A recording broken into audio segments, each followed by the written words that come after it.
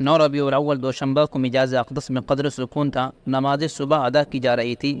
حضور صلی اللہ علیہ وسلم نے مسجد اور حجرے کا درمیانی پردہ سرکا دیا۔ اب چشم اقدس کے روبرو نمازیوں کی صفیں مصروف رکوع سجود میں تھیں۔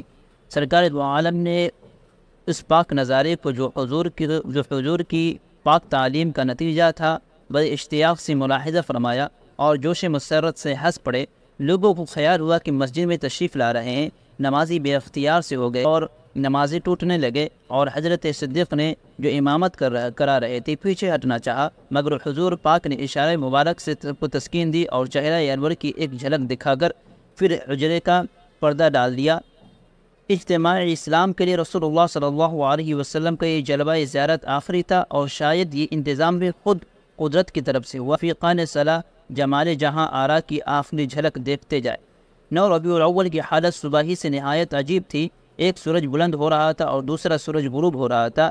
شانہ نبوی میں پے در پے غشی کے بادل آئے اور رسول اللہ صلی اللہ علیہ وسلم کی وجود اقدس پر چھا گئے۔ ایک بے ہوشی گزر جاتی تو دوسری پھر وارد ہو جاتی۔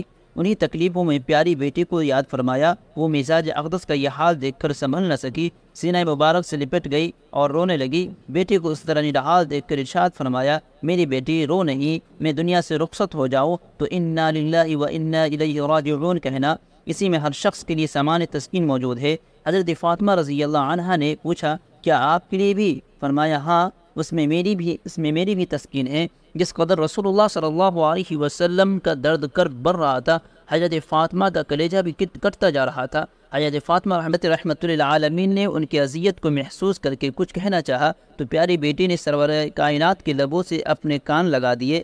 آپ نے فرمایا، بیٹی، میں اس دنیا کو چھوڑ رہا ہوں۔ فاطمہ بے اختیار رو دی۔ پھر فرمایا، فاطمہ، میرے اہل بیت میں تم سب سے پہلے مجھے ملو گی۔ فاطمہ بے اختیار ہنس پڑی۔ یہ جدائی قلیل ہے۔ پیغمبر انسانیت کی حالت نازک ترین ہوتی جا رہی تھی۔ یہ حال دیکھ کر فاطمہ نے کہنا شروع کیا، وَاقَرْبَ أَبَاهُ، ہائے میرے باپ کی تکلیف، ہائے میرے باپ کی تکلیف۔ فرمایا، فاطمہ، آج کے بعد تمہارا باپ کبھی بے چین نہیں ہوگا۔ حسن اور حسین رضی اللہ عنہما بہت غمگین ہو رہے تھے۔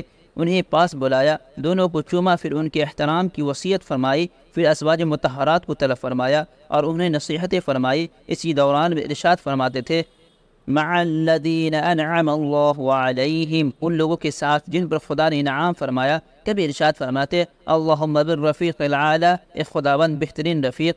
پھر حضرت علی کو طلب فرمایا، آپ نے سر مبارک کو اپنی گود میں رکھ لیا، انہیں بھی نصیحت فرمائی۔ پھر ایک دم اللہ تعالیٰ کی طرف متوجہ ہوئے اور فرمایا، الصلاۃ الصلاۃ وما ملکت ایمانکم، نماز نماز، لونڈی، غلام اور پسماندگان۔ اب نزاع کا وقت آ پہنچا۔ حضرت رحمت للعالمین صلی اللہ علیہ وسلم حضرت عائشہ رضی اللہ عنہ کے ساتھ ٹیک لگائے ہوئے تھے۔ پانی کا پیالہ پاس رکھا ہوا تھا، اس میں ہاتھ ڈالتے تھے اور چہرہ انور پر پھیر لیتے۔ روئے اقدس کبھی سرخ ہو جاتا اور کبھی زرد پڑ جاتا۔ زبان مبارک آہستہ آہستہ ہل رہی تھی، لا الہ الا اللہ ان للموت سکرات، خدا کے سوا کوئی معبود نہیں اور موت تکلیف کے ساتھ ہے۔ حضرت عبد الرحمن بن ابو بکر ایک تازہ مسواک کے ساتھ آئے تو حضور پاک نے مسواک پر نظر جما دی۔ حضرت عائشہ سمجھ گئی کہ مسواک فرمائیں گے۔ ام المؤمنین نے دانتوں میں نرم کر کے مسواک پیش کی اور آپ نے بالکل تندرست کی طرح مسواک کی۔ وہاں دہان مبارک پہلے ہی طہارت کا سرابہ تھا، اب مسواک کے بعد اور بھی مچھلا ہو گیا تو یک لخت ہاتھ اونچا کیا گویا کہیں تشریف لے جا رہے، اور پھر زبان اقدس سے نکلا، بل الرفیق الاعلی، اب اور کوئی نہیں، صرف اسی کی رفاقت منظور ہے، بل الرفیق الاعلی۔ تیسری آواز پر ہاتھ لٹک آئی، پتلی اوپر کو اٹھ گئی اور روح شریف عالم قدس میں ہمیشہ کے لیے رخصت ہو گئی۔ اللہم صلی علی محمد وعلی آل محمد وبارک وسلم۔ یہ ربیع الاول 11 ہجری دوشنبہ کا دن اور چاش کا وقت تھا۔ عمر مبارک قمری حساب سے 63 سال اور 4 دن ہوئی۔